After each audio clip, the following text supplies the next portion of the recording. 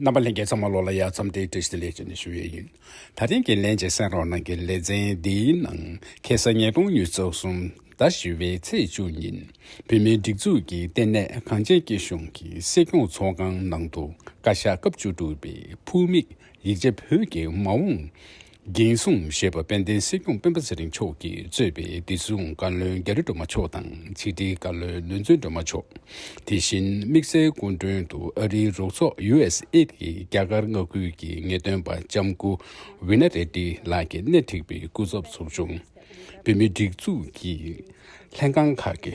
Tungchi zube, sishu leje number, Xianyang sugar nego, roso kaki guzab, sargo bache, handsome to, Gasha kapjudubi, pumik, yijab hoki, maung ginsung sheba, unje tangde, Benden sekong pimpasari choki, yijab tingi jeje nang yubi, nang ne, kube sudun shubi, tsambatangbuti, yenge nang himbashik redu, Dishamda sensei yombashu.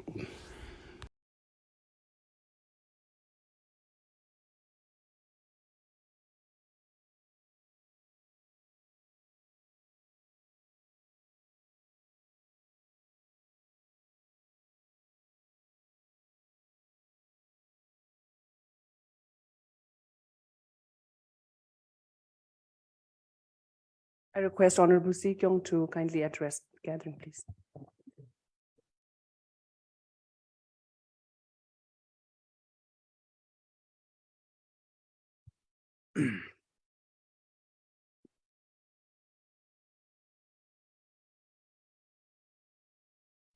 Honorable Conveners of the 16th Cabinet, distinguished guests from the USAID, Tibet Fund, and NDI, all the staff members, civil servants of the Central Tibetan Administration based here, and those who are listening online. Today is a significant day in the sense that over the last 2 years, the Kashag, the 16th Kashag, based on the commitments that we have made during the election, has managed to develop over the last 2 years vision paper to secure Tibet's future. And this vision paper we consider as the guiding principle or the guiding document that every civil servant should study. And the reason for us to meet here today is also to communicate the cabinet's policies and programs.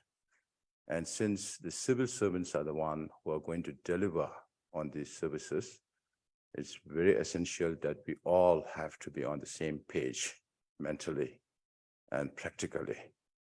And as I said in the parliament in the very recent past in March, now the whole administration should be geared towards delivery of services.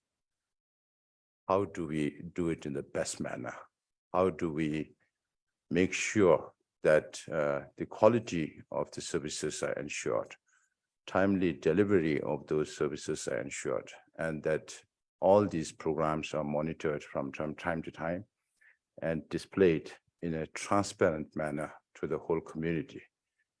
Transparency is the bedrock of democracy, and we have to be transparent in all our endeavors so as to dispel any kind of disinformation that others may try to do inside within the Tibetan community. So, of course, I'll be spending about 2 hours today to speak in Tibetan, to explain in detail about what the document says.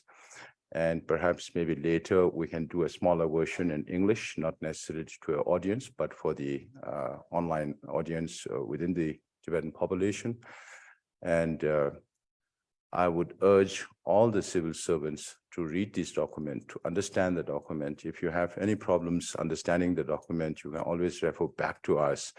And I do not want any feedback in future that says that we don't know about what Kashag thinks. So this is the level that we need to reach between the cabinet and the civil servants, because we are one body, part of the executive.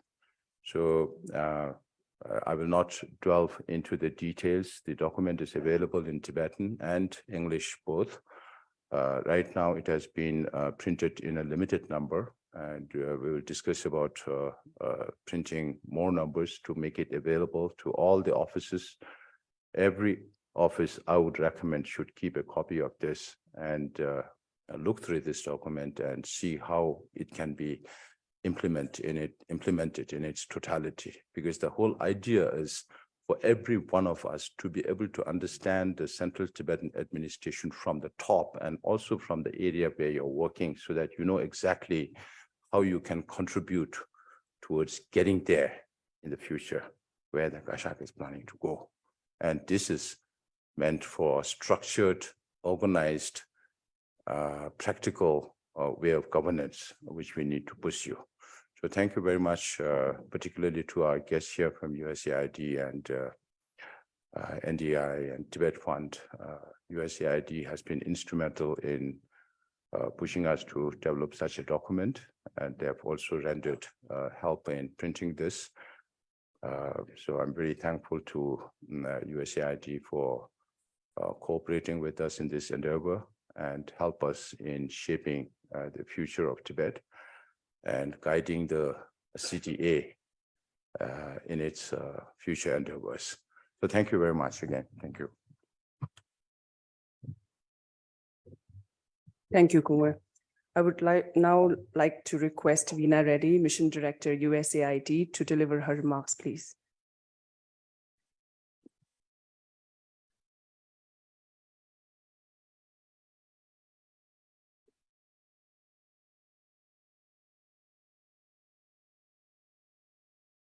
So, Tashidele, thank you, Siknyong, Kalom, Cabinet Secretary, Kashag, civil servants, and our representatives from civil society here today. I'm so honored to be here with you in Dharamshala on behalf of the US government. Thank you for welcoming me and our team, and for your hospitality. The United States, through agencies like my own, the US Agency for International Development, has been proud to work with the Tibetans and the CTA to support the resilience and self-reliance of the Tibetan community, particularly those living in India and Nepal. As you know, there's been a long-standing bipartisan consensus within the United States to support the Tibetan community, our resolve to advance human rights and dignity of all Tibetans, as well as to help preserve your linguistic, cultural, and religious identity is unwavering. It is also reflective of the Biden-Harris administration's focus on placing human rights at the center of US foreign policy and development. We recognize that when governments, institutions, and societies respect fundamental freedoms, inclusivity, transparency, and the rule of law, they are more prosperous, stable, and contribute to the peace and harmony of the global community. So that brings us to the reason we're here today, to honor the launch of the Kashag's vision paper, which will help to bridge and align the Tibetan community dispersed across 25 countries around a common and strategic vision of self-determination and self-governance. I'm so pleased to note the emphasis on promoting an inclusive community, so that in seeking the improved welfare and happiness of the Tibetan community in exile, no one is left behind, and the strengths of the entire community are fully utilized. And I'm also pleased to see the emphasis on digital governance, e-governance, which will enable the CTA to better connect with its global population, helping to deliver effective services, share information, and increase the transparency and efficiency of its work. I understand that this vision paper is the product of extensive consultations, so that the perspectives and views of Tibetan communities and leaders around the world are incorporated.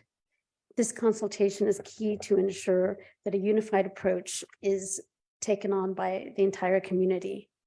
USAID has recently undertaken a similar process with the launch of our new policy framework to drive progress beyond programs, which guides our agency's work around the world.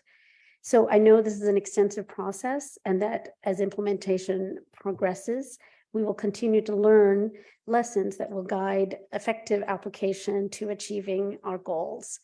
And this paper today is a distillation of your collective vision. And we hope that continued consultation being undertaken by the Tibetan communities around this vision paper will ensure the long-term sustainable impact and contribute to His Holiness's vision of a self-reliant and resilient Tibetan community in India and across the world, which the US government shares.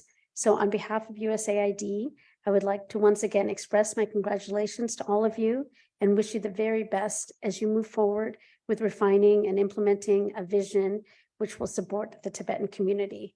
Thank you.